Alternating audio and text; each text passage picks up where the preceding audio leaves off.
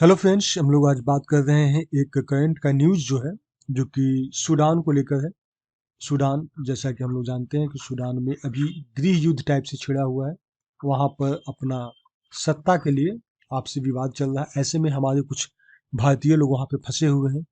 तो उन भारतीयों को वहाँ से निकालने का प्रयास किया जा रहा है। सभी और भी देश के नागरिक जो हैं अपने अपने नागरिकों को निकाल रहे हैं। तो इंडिया के द्वारा यानी भारत सरकार के द्वारा जो भारतीयों को निकालने के लिए ऑपरेशन शुरू किया गया है, उसका नाम है ऑपरेशन कावेरी। तो ये आप लोग ध्यान में रखिएगा, ये प्रीलिम्स और मेंस दोनों के लिए इंपॉर्टेंट है। तो ऑपरेशन कावेरी के तहत जो हमारे सूडान में फंसे हुए भारतीय उनको निकालने की कोशिश किया जा रहा है। तो हम लोग जनसत्ता ब्यूरो का जो आर्टिकल उसको देख लेते हैं। भारत ने हिंसाग्रस्त सूडान से अपने नागरिकों को निकालने के लिए एक ऑपरेशन कावेरी शुरू किया है। विदेश मंत्री एस जयशंकर ने यह जानकारी दिया है। सूडान में सेना और अर्धसैनिक समूह के बीच में सत्ता हासिल करने के लिए आपसी संघर्ष जारी है। और ऐसे में जो हमारे विदेश मंत्री उन्होंने कहा कि भारतीय जहाज और विमान भारतीयों को स्वदेश लाने के लिए तैयार हैं। इसके अलावा बताया गया कि सूडान में फंसे हुए हमारे जो नागरिक हैं उसको वापस लाने के लिए ऑपरेशन कावेरी शुरू किया गया है। और लगभग ऐसे में 500 भारतीय जो है 500 भारतीय सूडान के बंदरगाह पे पहुंच गए हैं। कई और भी हैं जो कि रास्ते में हैं और पहुंचने वाले हैं। इसके अलावा हमारे जहाज और विमान जो कि उन्हें नागरिकों को घर वापस लाने के लिए बिल्कुल तैयार हैं। सूडान में हमारे बंधुओं को सभी प्रकार की सहायता प्रदान करने के लिए कटिबद्ध है।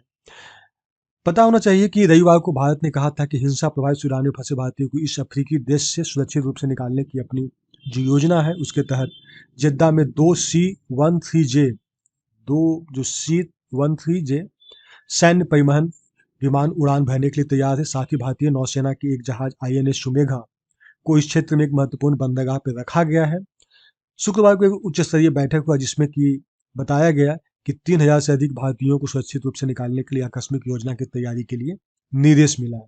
सूडान में वहां की सेना और एक अर्धसैनिक बीच में पिछले 10 दिनों से लगातार ये आपसी संघर्ष जारी है, जारी भीषण लड़ाई है। इसमें 400 से अधिक लोगों की अभी तक जान जा भी चुकी है।